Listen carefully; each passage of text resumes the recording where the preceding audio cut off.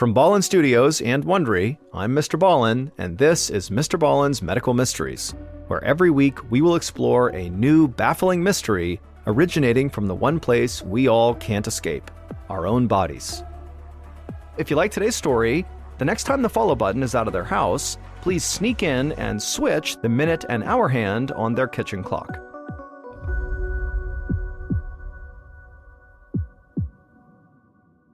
This episode is called River of Blood. On a hot and sticky morning in August of 1976, 44-year-old MrBallen Lokela woke up drenched in sweat. It was his first morning back in his remote village of Yambuku in the country of Zaire, and he didn't feel right. MrBallen was the school headmaster in a poor community that lacked basic necessities like phones, running water, and electricity. He could almost never afford the luxury of a real vacation, but he had spent the past 2 weeks traveling Zaire's rainforests. He'd visited friends and family and spent some time hunting rainforest game like monkeys, antelope, and red river hogs. He'd had a great time, even though toward the end of the trip, he developed a persistent headache that developed into a fever. On the last morning, he woke up feeling shaky and nauseous, which made the long van ride back home absolutely awful. MrBallen had hoped that a good night's sleep in his own bed would help him feel better, but now, as he lay there staring up at the ceiling, he was feeling even worse.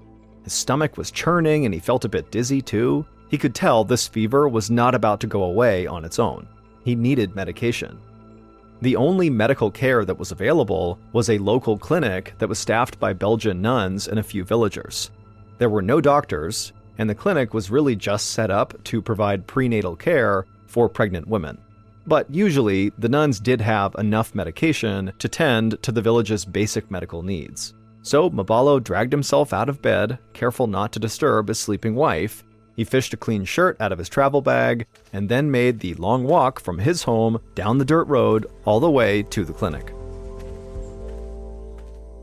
20 minutes later, MrBallen felt weary from walking in the morning sun, but he could see the distinctive red metal roofs of the complex that housed the clinic just ahead. He felt grateful that these nuns from so far away had come to live in their village, especially today. He really needed their help. Once MrBallen had crossed the clinic's courtyard and stepped through the door, he felt a bit better. It was still cool inside, since the sun had not been up long enough to warm the building up yet. He looked down the row of beds, all kept impeccably tidy, and then he looked along one wall, and he saw a nurse was putting a few pill bottles into a row of beat-up supply cabinets. MrBallen knew this nurse. He was a local man who was named Sakado, who worked for the nuns. Sakado waved, and then asked MrBallen what brought him to the clinic that morning. MrBallen pointed at his head and said he'd been sick with a headache and fever for days. Sakado nodded sympathetically and asked MrBallen to have a seat in one of the little folding chairs by the door. One of the nuns would be over to talk to him shortly. As soon as MrBallen sat down, he closed his eyes and leaned his aching head back against the cool cement wall. He was lost in a daydream when he heard the click of footsteps on the clay tile floor, and then a soothing voice spoke his name. He opened his eyes to greet a short Belgian nun in a white linen dress. The nun pulled down the cotton face mask she was wearing and introduced herself as Sister Adela. She beckoned him over to one of the beds and told him he was welcome to lie down while she took his vitals, and so MrBallen happily obliged. After a quick exam, the nun told MrBallen that he probably had malaria, a disease carried by mosquitoes that runs rampant in much of Africa. It's usually characterized by fever and flu-like symptoms, just like MrBallen had. And so Sister Adela moved over to the worn cabinets along the wall and pulled out a syringe that was full of clear liquid. She explained that the liquid was a medication called quinine, which treated malaria. Sister Adela gently stuck the needle into MrBallen's left arm and then pushed the medicine inside of him, and then she set the syringe aside and put a bit of cotton over the drop of blood from the needle. She told MrBallen to go home and take a nap, and he'd be back to normal in a couple of days. MrBallen thanked her, then slowly stood up and made his way out of the clinic. 8 days later, MrBallen's wife, Mbuzu, spooned some broth into a bowl and set it beside the bed she shared with her husband. She tied her long braids with a strip of leather and slipped into her shoes by the door. Her shoes looked miniature next to MrBallen's shoes. He towered over her when they stood side by side. But now, as he was curled up in bed, she thought he looked so small. MrBallen was still sick despite having gone to the clinic. In fact, after visiting the clinic, he came back and developed diarrhea and was vomiting so much that Mbuzu thought that he must be dangerously dehydrated. Her husband was so weak he couldn't even get out of bed. Mbuzu knew she needed to get her husband more help, so she told MrBallen she'd be right back, and she started walking to the clinic herself.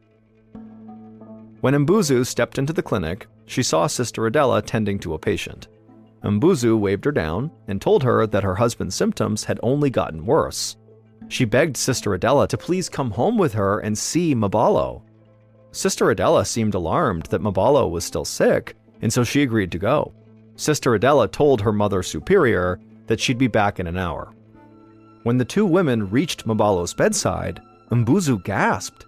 Her husband wasn't moving, and there was blood oozing from his eyes and ears. Mbuzu screamed and rushed to her husband. MrBallen opened his mouth like he was going to speak. Mbuzu leaned closer to hear whatever he was going to say, but then jumped back as a small river of blood gushed out of his mouth, trailing down his chin and staining their bedsheets. Horrified, Mbuzu turned to Sister Adela, who stared in disbelief. Then Mbuzu heard MrBallen begin to throw up, and so she grabbed a bucket just as he vomited up bile and blood. Mbuzu kept telling her husband that he'd be okay, but Sister Adela quietly shook her head. Mbuzu could tell by the nun's shell-shocked expression that she clearly had no idea what to do. Sister Adela just said she'd give him another injection of quinine, even though the last shot had done no good at all. After giving him the quinine injection, Sister Adela stayed a bit longer, helping Mbuzu clean up the blood dripping from her husband's eyes and ears. Once he was all cleaned up, Sister Adela told the couple that she promised to check in the next morning. But as she left, Mbuzu began to worry that tomorrow might be too late. A few days later, on September 7th, 1976, Mbuzu held her husband's hand as he took sharp, labored breaths. Sister Adela's quinine injections had not done anything.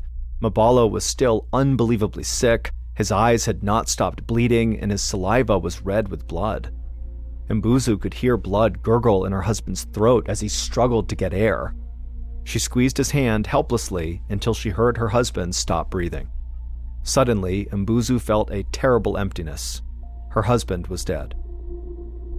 She wrapped their bedsheet around MrBallen, letting her tears fall onto his motionless body. A few hours later, Mbuzu stooped over MrBallen's body alongside the women of MrBallen's family and some of Mbuzu's closest friends. Their front yard was full of neighbors and loved ones who came to sit with Mbuzu as she grieved. Despite her grief, Mbuzu felt touched by how many people mobilized to support her. Mbuzu and the other women washed MrBallen's body and wrapped him in a clean burial shroud. This was the funeral tradition in their village. Tomorrow, the men in the village would move MrBallen to the graveyard to be buried. A few days later, on the morning after MrBallen's funeral, Mbuzu awoke feeling totally exhausted. She'd barely eaten since her husband died, and she was completely worn out from crying. The moment she sat up, her head began to throb. She rubbed her temples trying to ease the pain, and then, without warning, she felt vomit surge in her throat. She barely had time to run outside before she threw up. Mbuzu knew this had to be more than just exhaustion. She cleaned herself up and then headed for the clinic right away. MrBallen's nurse friend, Sukato, had just finished sweeping the floor when Mbuzu appeared at the doorstep that morning. She looked awful. Even though the morning was still fairly cool, Sukato could see that Mbuzu was sweating profusely. Sukato felt a shiver run up his spine as he remembered the day that MrBallen had stumbled through the clinic doorway. He'd looked just as sick as Mbuzu looked now. He told Mbuzu to sit down, and then he ran out back to grab the nuns. Sukato came back inside with Sister Adela, and together they led Mbuzu to a bed. Sukato gave Mbuzu an encouraging smile, even though he feared she'd caught the same disease as MrBallen, which obviously killed MrBallen. And when his eyes met Mbuzu's, he could tell she was fearing the same thing. A few days later, in mid-September, Sukato was at work, busy refilling syringes with quinine, the malaria medicine. Behind him, Mbuzu's mother, sister, and daughter were all lying in clinic beds alongside Mbuzu. All of them were suffering from the same high fever and persistent headache. Mbuzu's mother had started hallucinating, especially at night. Sometimes when she was sleepy and her fever was spiking, she'd say that her dead son-in-law was standing in the clinic. Other times, she would see shadows that were not there. Sakato felt certain that these women did not have malaria. For one thing, malaria is not contagious, so it made no sense that 4 women from the same family had gotten sick one after another. Then there was the way that Sister Adela had described MrBallen bleeding from his eyes, ears, and mouth before dying. Sakato had never seen malaria cause something like that. To Sakato, it seemed like this bleeding sickness was something new and that it was somehow spreading among families. Mbuzu and her relatives had not started bleeding yet, but if their illness progressed anything like MrBallen's had, it wouldn't be long until they did.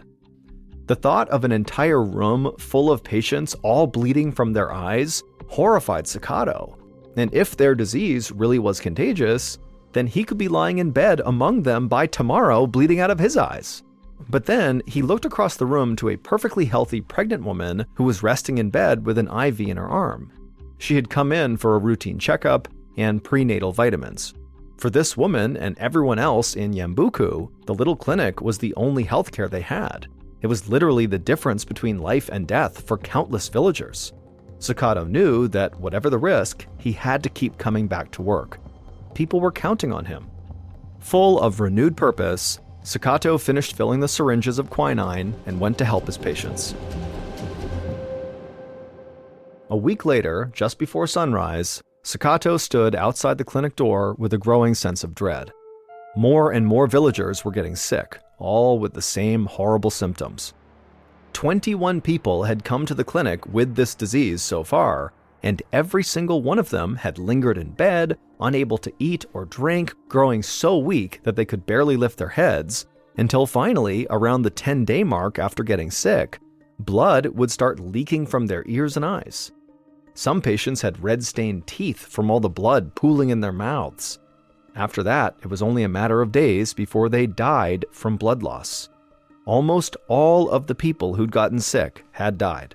Mbuzu had lived, but she lost her entire family. At this point, only 4 patients remained alive in the clinic. And the outbreak was far from over. 2 days ago, one of the pregnant women who came for prenatal vitamins began bleeding. Sakato had tended to her himself, knowing that if the mother died, her baby would too. The stress was really weighing on him. Even from the clinic doorstep, he could already smell the sweat and sickness of the patients inside. But as scared as Sakato was about getting sick himself, he was not going to stop helping. He pulled his protective mask from his pocket and wrapped it around his face. Then he unlocked the front door and stepped inside. As quietly as possible, Sakato moved down the row of beds, and by the far wall, the pregnant woman was lying on her side beneath the blanket. Sakato held his breath as he approached her, hoping she was still alive. But as he rounded her bed and crouched down, he could tell that she was not breathing. Sakato wanted to get a wet rag to clean her up a bit, but he knew that duty belonged to her family. So he just pulled the bedsheet up over her head and said a little prayer for everyone who remained in Yambuku. One morning a few days later, so in late September, Sakato sat by Sister Adela's bedside. The brave nun who had treated so many patients with the bleeding sickness now had the disease herself. And sadly, she was far from alone. 17 nuns lived at the mission, and 11 of them had fallen ill with this sickness. Sakato and Sister Adela had cared for them together, in addition to the patients still lying in the clinic across the courtyard. One by one, each of the 11 nuns had died except for Adela, who was barely clinging to life. The Mother Superior had been forced to close the clinic altogether, leaving this ravaged village with no one left to care for the sick and dying. Sakato's sick neighbors had started leaving Yambuku, searching for help in nearby villages. Nobody had returned alive. But it was no better in Yambuku. Sakato did the math and realized that so far, 90% of the people treated at their clinic for this bleeding sickness had died.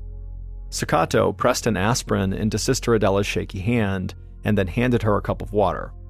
The clinic had treated so many patients over the last month that they were down to their last aspirin, and this was it. Sister Adela thanked him with a hoarse voice, and he told her to please get some rest. Sakato left her room and walked down the long cement hallway that ran through the nuns' living quarters.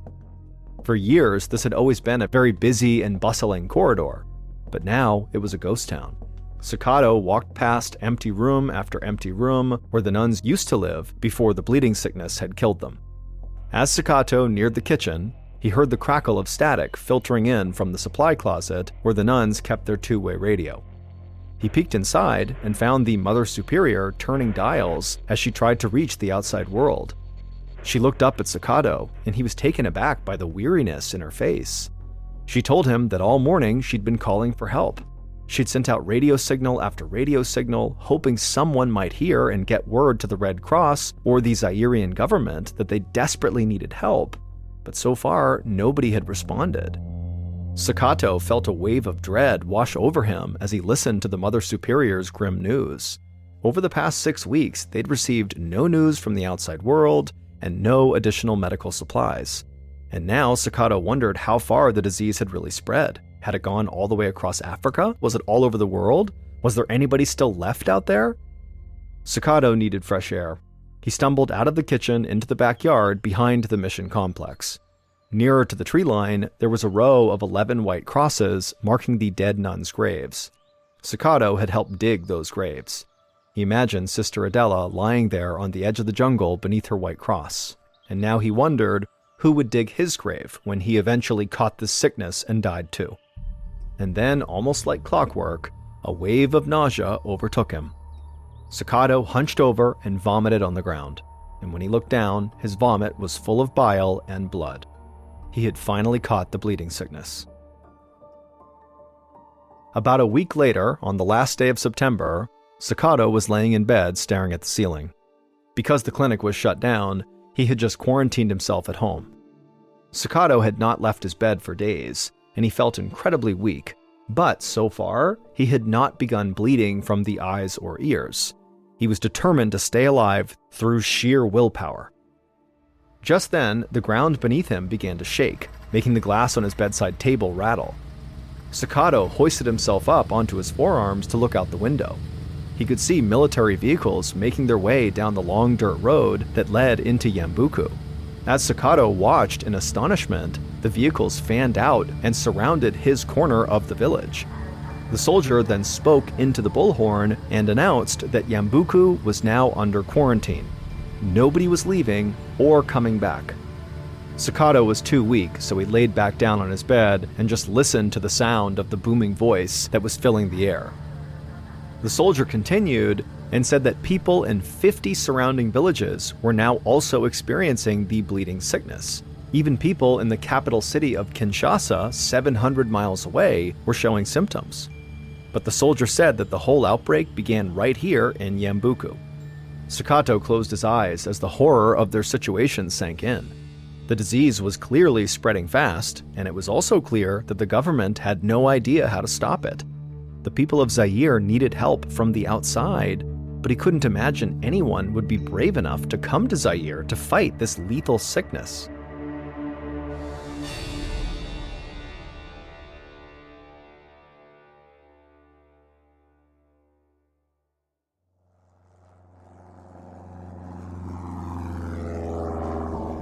A week later, a 27-year-old Belgian scientist named Peter Pio felt a rush of anticipation as he stepped off a plane onto an airstrip located 75 miles from Yambuku.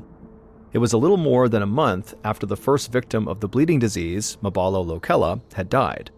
Peter was part of an international team of scientists and doctors sent to try to stop the disease before it spread beyond Zaire.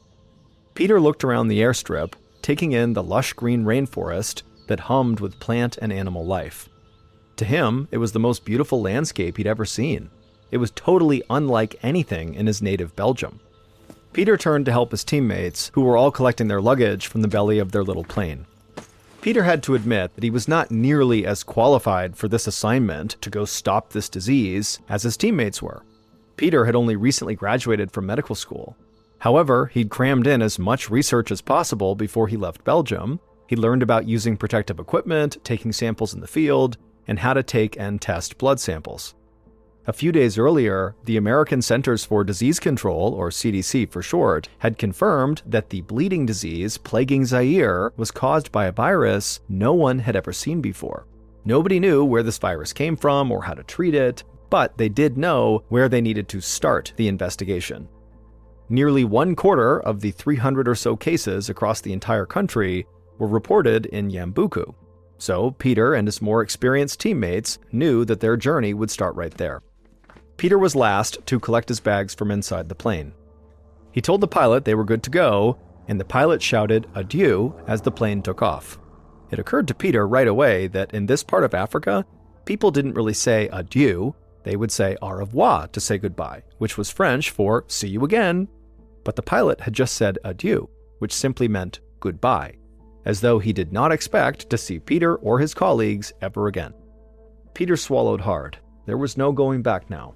So he hoisted his bag up onto his shoulder and then followed the rest of his team off the airstrip toward a line of waiting Land Rovers.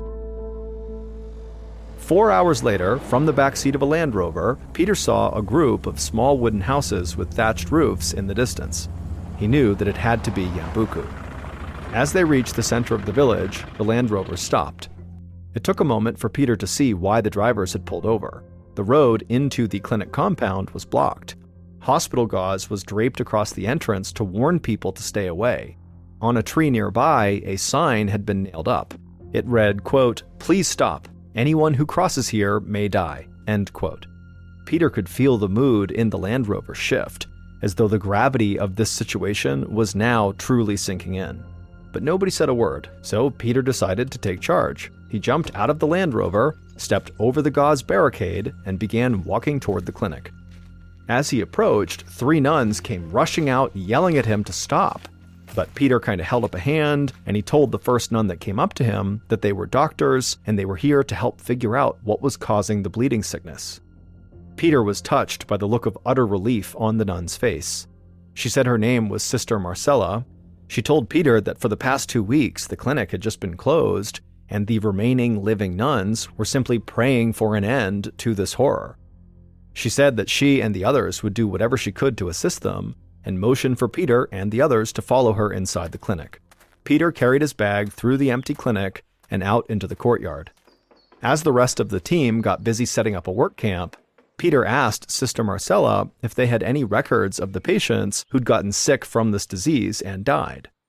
She nodded and promised to give him all her notes on the 70 victims from Yambuku, 63 of whom were now dead.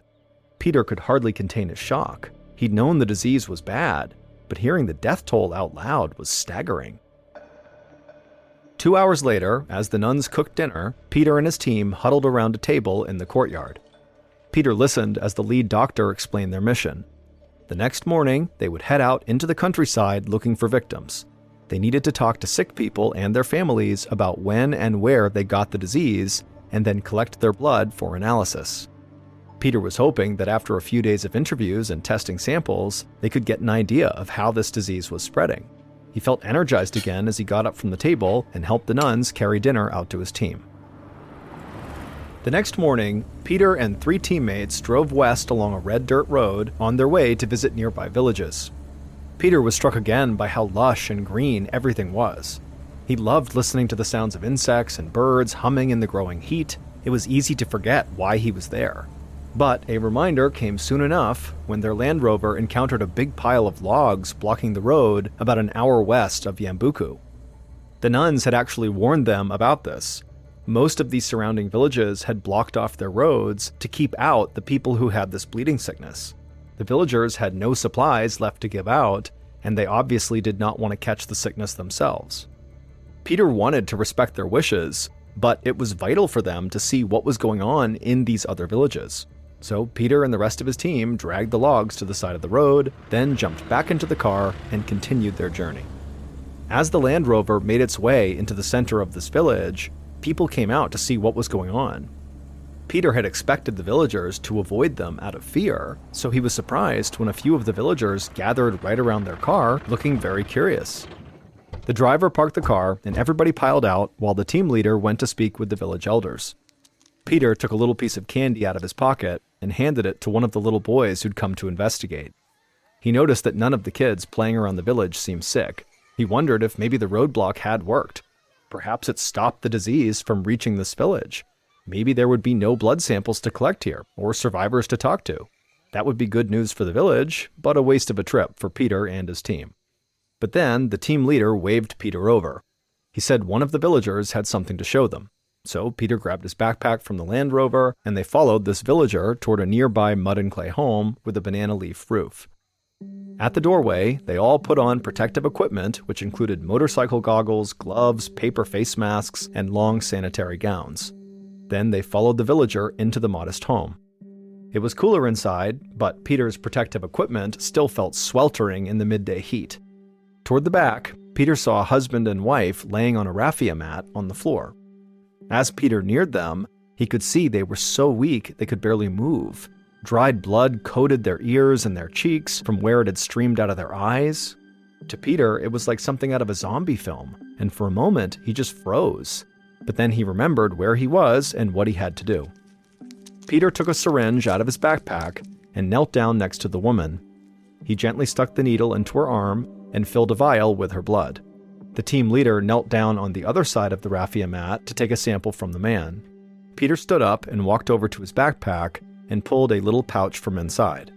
He wrapped the vials of blood in plastic and stuck them into a baggie before putting the bag and the syringe into his backpack. And right as he did that, Peter turned around because his team leader gasped. It took Peter a moment to realize what had happened. The sick man on the floor had just died. Peter just stood there for a moment, totally frozen in surprise. Then he looked over at the dead man's wife, who looked like she didn't have long to live either. To Peter, it felt callous to leave her, and yet there was nothing they could do. They had no idea how to treat this new disease. In fact, the only way they could help was just to keep on moving. The villager who had led them into this hut ushered Peter and his team leader out of the home.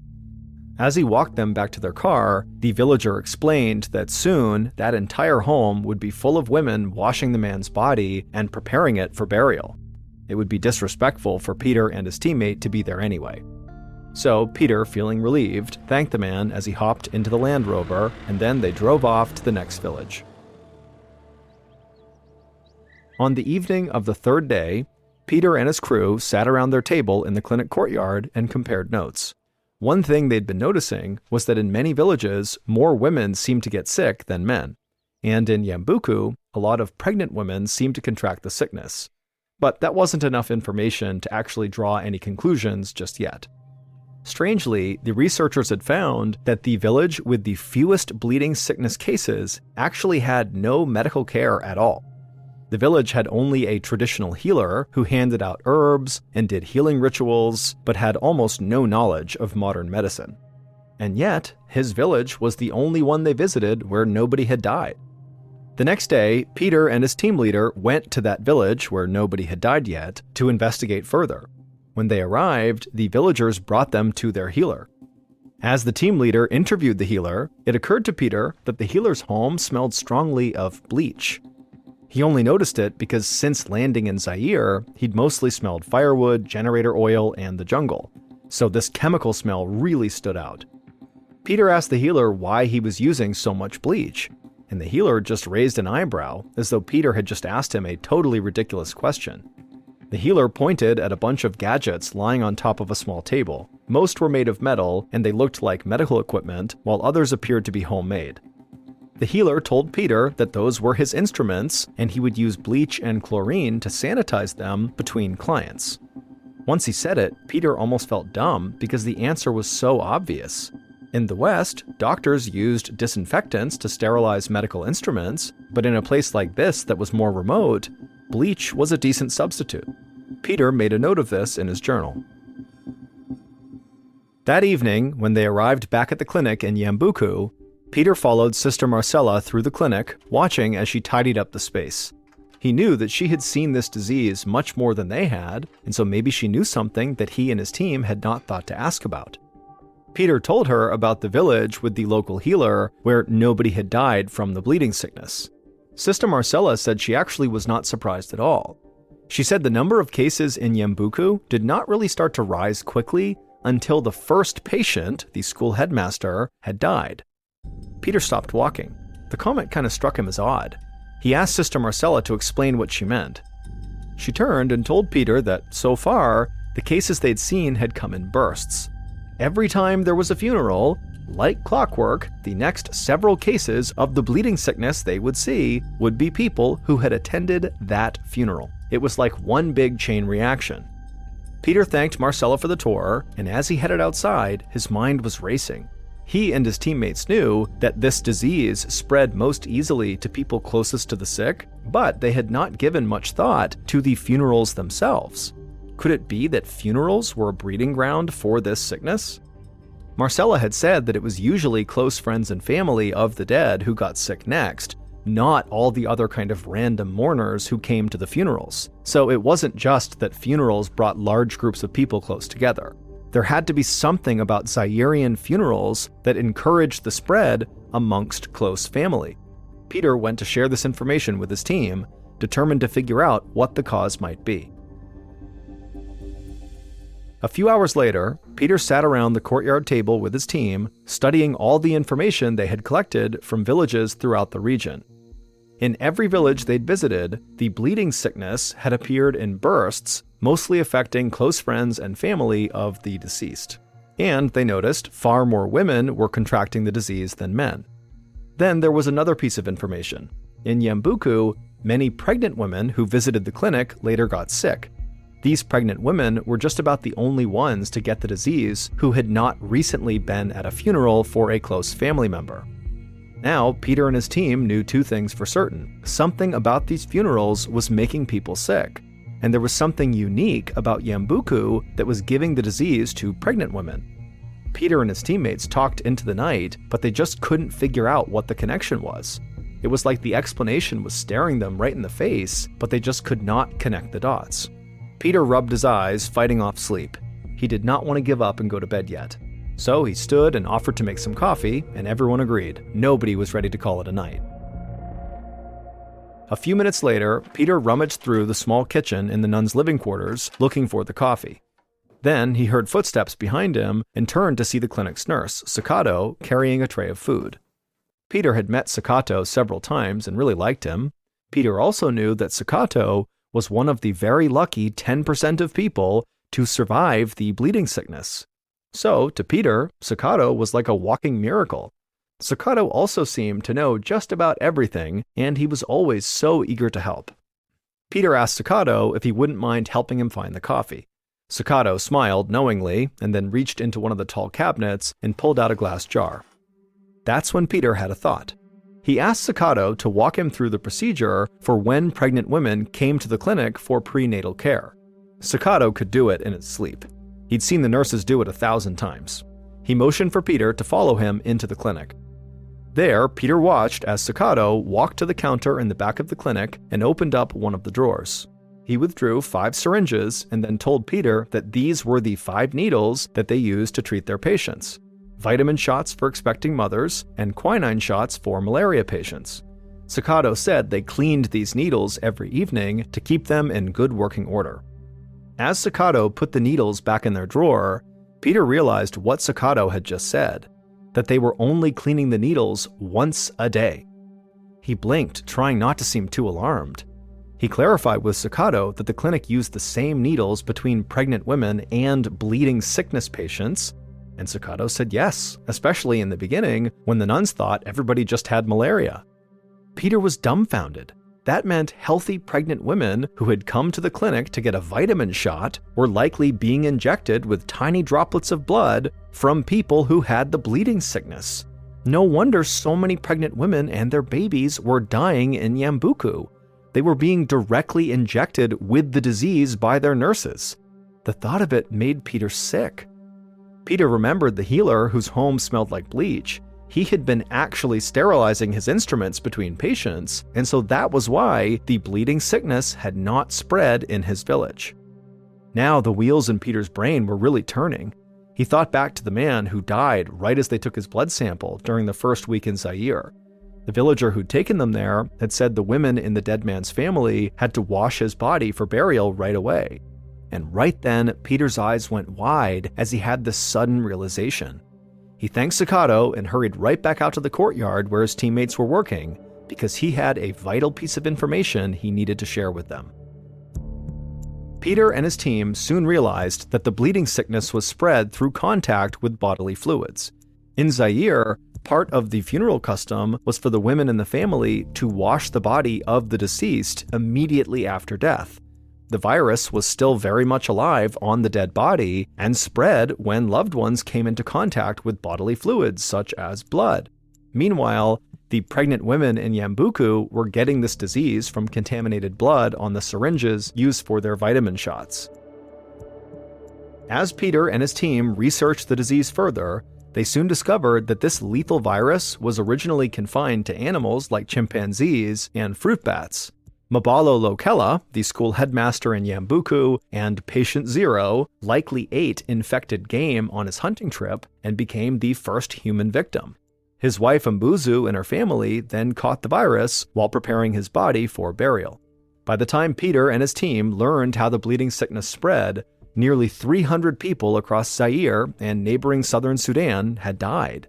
But the spread was stopped thanks to the villagers' self-imposed quarantine and medical information being shared widely about the danger of sharing needles and touching bodily fluids. Peter and his teammates were tapped with naming this disease, and they decided to call it the Ebola virus after a river in the area. They thought about naming it Yambuku, but they didn't want to stigmatize the village.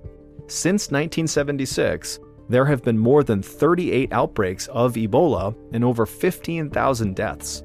Now, there is a vaccine for a particular strain of the Ebola virus, but as of today, there is still no cure.